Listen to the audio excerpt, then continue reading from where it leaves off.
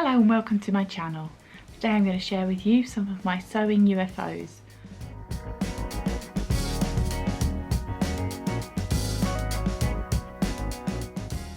There is a lot of sewing UFOs. I did a blog post on my Butterfly Balcony blog a few years ago and there wasn't quite as many as there are now, let's put it that way. I need to address this. It's getting out of hand. Again, like with my knitting, I don't want to start any new projects until I've kind of slayed some of these demons that are lurking in these bags. Now, it's not all from sewing patterns. Some of it is vintage clothes that I either need to fix or modify because there was problems with them. So yeah, there's quite a lot, but I figure now's as good a time as any to have a look at them, and so that's what I'm going to show you guys today.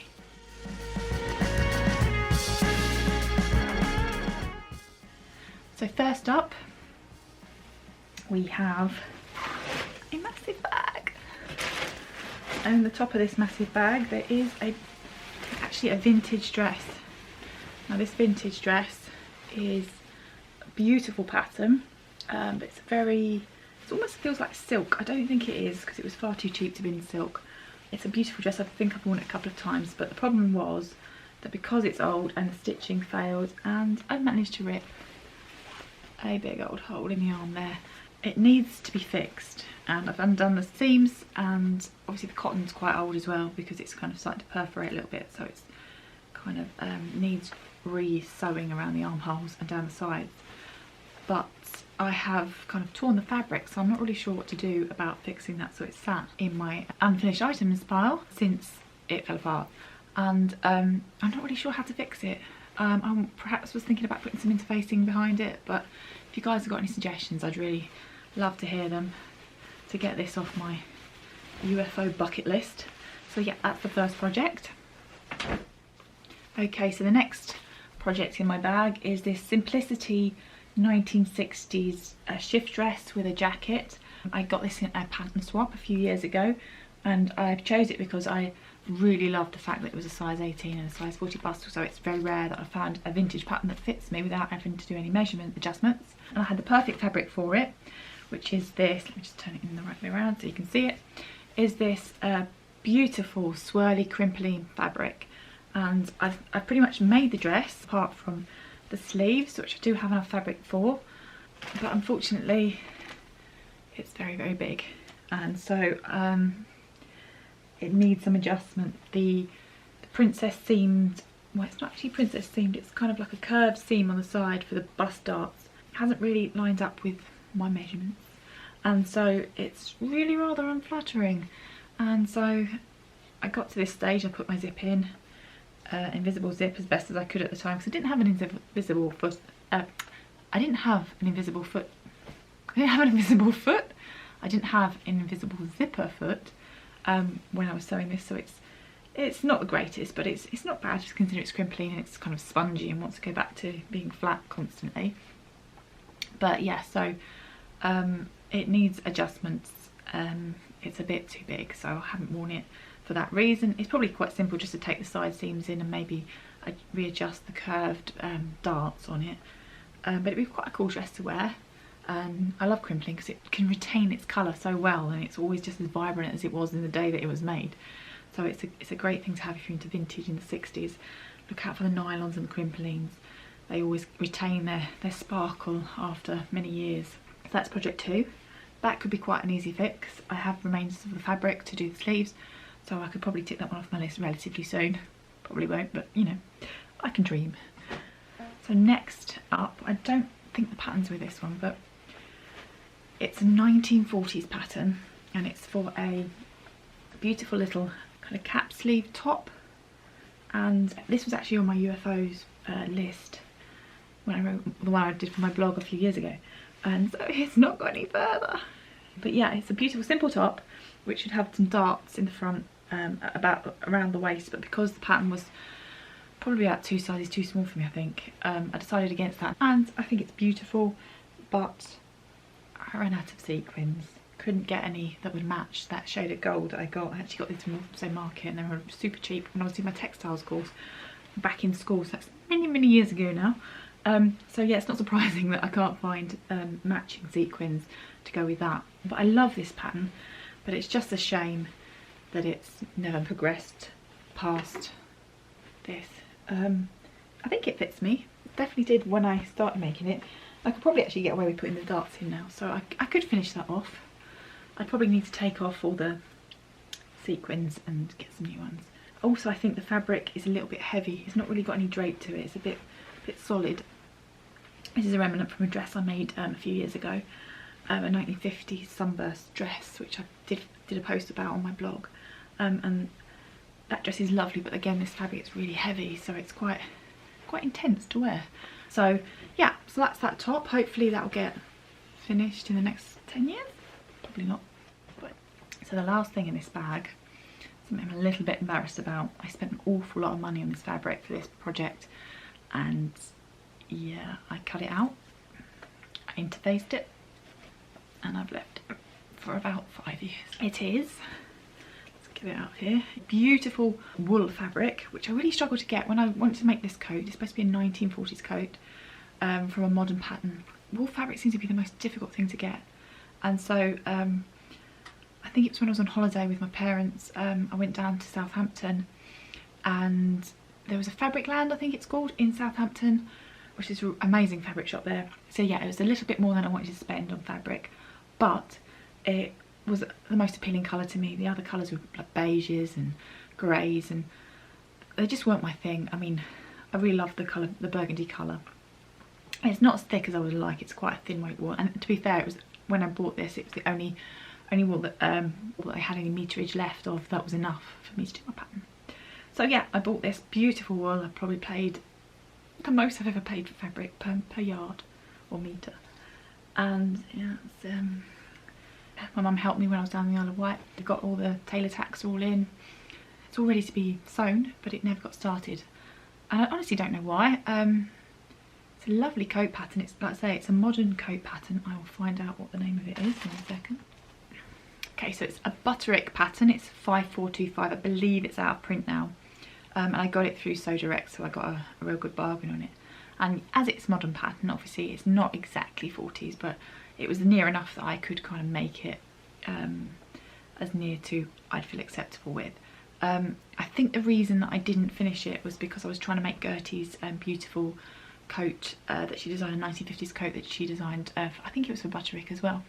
And yeah, that took over. That was a mammoth beast, and so my poor little red wool coat never got finished. So yeah, it's the most expensive fabric I've ever bought, and it's just crumpled up in the bottom of a bag in my airing cupboard currently. So I really do need to pull my finger out and make that, because that would be a lovely coat to wear. So yeah, so that's my third project still to do. So that's the whole of one bag, so we're cracking on here, not too bad. So in this next bag, other than bits of stuff that I don't even know what it is, there is this magical little ziplock, and inside is this 1940s pattern. It's a Leachway special pattern, and it's for a 1940s variations on a blouse, a 4-way blouse model it's called. And I was going to make design D, which I cut out of some lovely fabric, but it was the wrong fabric for the design. It's too solid, so I did cut it out. But it's this very cheap cotton. It's beautiful fabric, but it is very fine, kind of loosely woven cotton. It's got absolutely no drape to it whatsoever. It's crunchy rather than drapey, so it was never going to be ideal. And also the pattern's like 2 sizes too small for me. So I just thought I'd wing it, you know, seam allowances and my usual early on sewing, getting away with it. So yeah, all the pieces are cut out, but it's beautiful. I might use it for making a quilt or something, the fabric, but it's never going to be the beautiful blouse that it's supposed to be, because it's just the wrong fabric. And I've washed this. This is not like it's sort of, you know, the fabric can sometimes be a bit stiff from coming off the roll and whatever agent they use to make it easier for them to weave it and whatnot. But yeah, so that's not destined to happen, but that's a beautiful pattern. it's about time I repurposed this fabric. First bag, we have a style pattern from the 1980s, and this is for a 1940s inspired tea dress. I cut it out of this beautiful fabric. This is from Clothspot. I think they specialise in vintage fabrics, in the sense of not actually vintage but repo fabrics. And there's this beautiful viscose fabric which has got the most beautiful amount of drape to it. Beautiful colours, very 1940s. You could make the perfect tea dress. I believe I've cut out the bodice. It's in here somewhere, but it was very low cut, and I couldn't figure out a way of making it, here we go, any less low cut than it was at the time. Still got pins in it. That's not good, is it? But honestly, this fabric's lovely. But yes, it's very low cut. And then I realised after I cut out, I think I got 5 meters of fabric.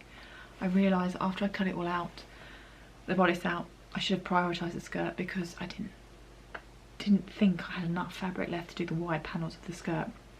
So I mean, I can rationalise that. I could probably take the pattern pieces in and I would measure correctly at the waist. It's not the end of the world. But I'm just not in love with the way the bodice falls. I suppose it's because it's a 1980s pattern at the end of the day, and every generation, as much as it's near to a 40s style, it isn't exactly. That's why it's so lovely now that you can buy patterns from all the big four that are reprints of their original patterns, and they haven't really changed anything. I mean, sometimes the fabrics they choose to make them out of for the pattern envelope is a bit odd, but yeah, but you could kind of spin them to be modern or not. But yeah, this pattern's not so great.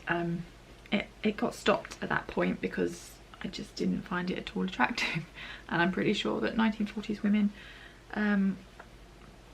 well, I'm sure there would have been some, but I don't think the majority of them would want to be showing their bra all the time. So I have to do a bit of rethinking on that one. This one's just destined to be modified somewhat.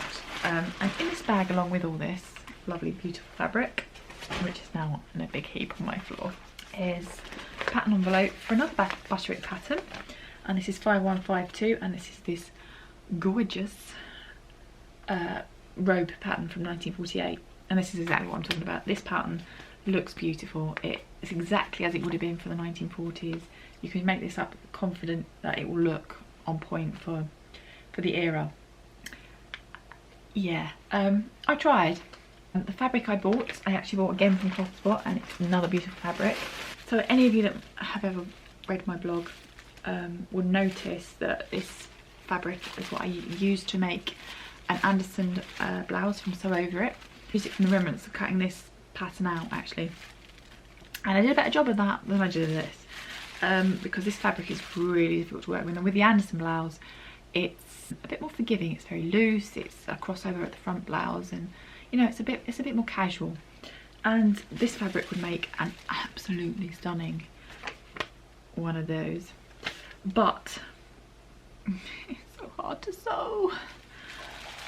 Yeah, I mean, after doing the Anderson blouse, I realised that this was going to be a mess. So I have to reassess this. I'm going to have to work out a way of maybe sewing it onto some stabilising fabric or something.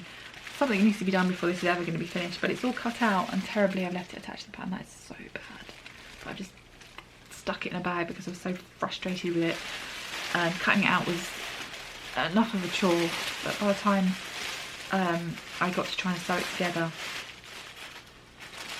it wasn't going to happen. I'm not very good, am I? I've got more projects that are unfinished than I think I've actually finished in my life. Anyway, so the next project is this McCalls. It's M7126, and it's this easy peplum top, which is made out of jersey. And I got this pattern because I really loved View D, and I was convinced that this was going to be the perfect top to wear to my interview that I had for the current job that I've got. I did it in a red jersey, and yeah, it was a good idea. I don't know if I overestimated the size myself, so either I should have double checked, but I was, you know, yeah, I was so keen to get it made that I didn't check. And because obviously it's stretchy as well, it's always going to stretch out. It's been beautifully sewn together. I'm really impressed with myself. It's lined, so maybe this weighted jersey, which is, it's it's not quite I suppose it's more of a Ponte weight jersey. Didn't take to being lined as much as I would have thought. Very heavy, and it's a bit bulky, and the seams are very, very noticeable and thick, but you know, it's not the end of the world, that's okay. So this fabric I got from Minerva Crafts, and it's a lovely, like I say, Ponte weight jersey, and everything about it I should love, but I don't. It just doesn't fit well. It looks odd, and it's quite a cute design on the back where it has like another set of darts which is probably supposed to shape it in so that it shapes at the waist.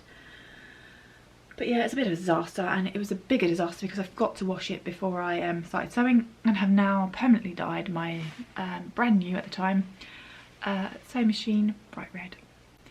It is fading, but it is a constant reminder to wash your fabric before you start sewing, because you do not want, I mean, this dyes everything. I had nail varnish on, and I'm sure we've all been there. The fabric starts to dye your nail polish, the colour. I've done it with some black velvet. I've had that happen with. So, always wash your fabrics, guys. So yeah, I just don't love it. I'm never gonna, I'll be honest, I don't think, unless I finish it and give it to the charity, which is the most likely scenario on that, I'm not likely to wear it. It's just all kinds of meh. So that's my 6th, 7th project. So in my last box, this is actually a massive, I want to call it Tupperware. It's not Tupperware, is it, when it's massive? But a nice, massive tough crate type box. I have this pattern.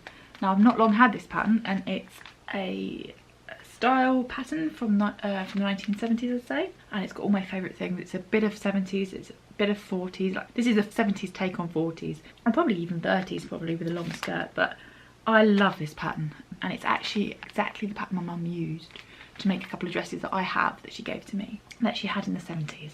There's even more reason for me to want to make it up. And I had the perfect fabric, I thought.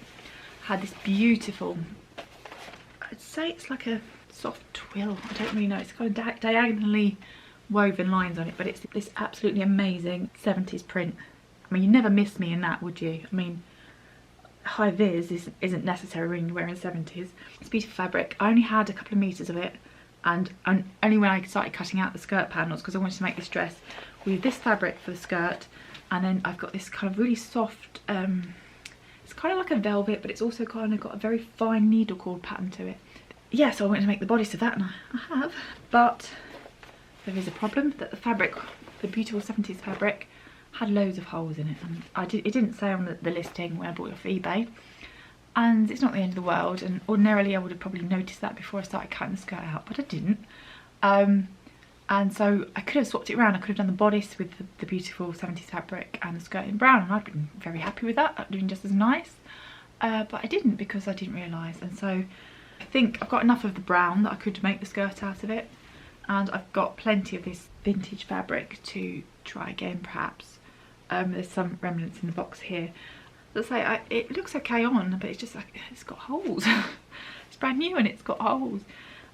Yes, that will teach me for not checking properly, but I still do want to make this because, again, apart from it being actually my size, it's a dress my mum made. So yeah, I'm really keen to actually have a go all these years later. So I will persevere with this. It may not be the incarnation that it is now. Hopefully it'll be a finished one. But yeah, so I will persevere, and I'll try and muddle through on that, because I do love my 70s dresses, and I especially love wacky loud prints. So yeah, some more bits. There's not many left now. We're nearly there. I've also got this I think it's a modern dress actually, but it's a perfect 60s inside out. It's a perfect little velvet dress, but the collar on it has completely gone grey, which is prone to happen, I suppose, if you've got a black dress. Especially velvet tends to like to leach out its dye ever so slowly into things. So I need to repurpose that and maybe make a new collar for that. So that's one of the other things that's in this bag. And I love this dress. It is a bit short, but with boots and some thick black tights in the winter, it's quite a cute little dress to wear. And also it's got cuff bits of lace, and they've gone a bit icky too. So I'd need to repurpose all of that and maybe put some new stuff on them, maybe detachables. And another dress that's very similar. The same things happen to this. It's I think this is a River Island dress, and yeah, the same things happen. So that's in my box to have a new collar made for it. maybe out of some kind of nylon fabric that doesn't stain or dye. Might be the better option on that one. Let me just sort my hair out. So the next thing in this box is this really lovely 1960s maxi dress. Now it's very difficult to see here, but we'll take some photos of it. And I got this from Secondhand Rose Worcester on Etsy, and it was very, very cheap because the bodice has some holes in it. So my idea was, with similar fabric to the one used for the bodice on that 1970s psychedelic fabric, I was going to make a new bodice for this dress because I absolutely adore this sparkly golden skirt, and it'd be such a shame not to ever to wear it. And also the bodice is actually a bit too big for me on this. And the holes are in, they have been fixed, but they're in a place where it's on the boob. Let's just say that it's on the boob, so you're not going to miss that, are you? So it needs something, and other than patching it, and putting a patch on your boob isn't probably the most logical of places to put a patch. But yeah, so I figured if I made a new bodice from it, maybe something similar to the 1970s dress, I might be able to rescue this from never being worn. So that's the idea with that. So that's yet another project on the list that will one day get finished. So in this box is also another 1960s dress, and again from the same place, from Secondhand Rose Worcester on Etsy.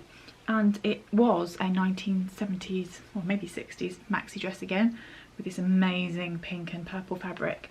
But I had to cut it short because it had massive holes in it, and it's actually got a few glue stains down it, and it's still got a bit there, but that's the shortest I could decently make it.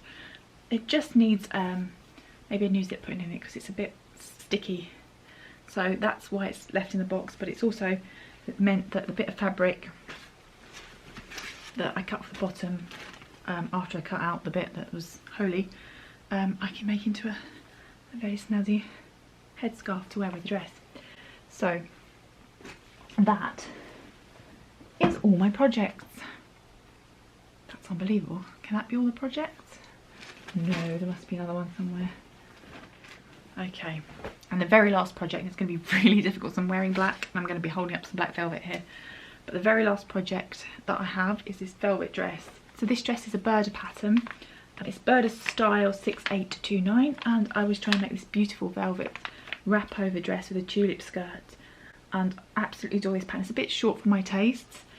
I've sewed it all up, apart from the sleeves. Velvet I chose to use has got quite I don't know if this is the right word for it, but it's got quite a bit of bounce to it, so it doesn't want to stay flat. And so because it's only got like a very small thin piece of interfacing around the neckline rather than being lined, it just keeps wanting to poke out the whole time. It just will not lie flat. As you can see, I've stitched it, basted it along there to try and hold it down a bit so that I can top stitch it, but it's a devil. So yeah, it's one of those dresses, unfortunately, that's going to be destined to be undone. Again, it's a beautiful velvet fabric, which again I believe I got from Minerva Crafts, and it's such a shame, but I've got a feeling that I can repurpose this. I've got enough fabric left, and I'm really tempted to make a holly jumpsuit from By Hand London. It's a bit unconventional because I think you're supposed to use a woven fabric for this rather than a jersey, but I figured that with the drapey neckline on one of the versions and some white leg trousers, I think it might be a nice option for this fabric. So yeah, I'd really love to wear it because it is lovely. So that might be my option. So keep watching. You never know. I might actually get around to that. So that's the last project in my pile here. I have created such a mess for myself down on the floor. It's quite amusing. Yeah. So I hope you enjoyed having a look through these with me. If anything, it's taught me that I really do need to finish some projects. I'm very good at starting them, but not so good at completing them.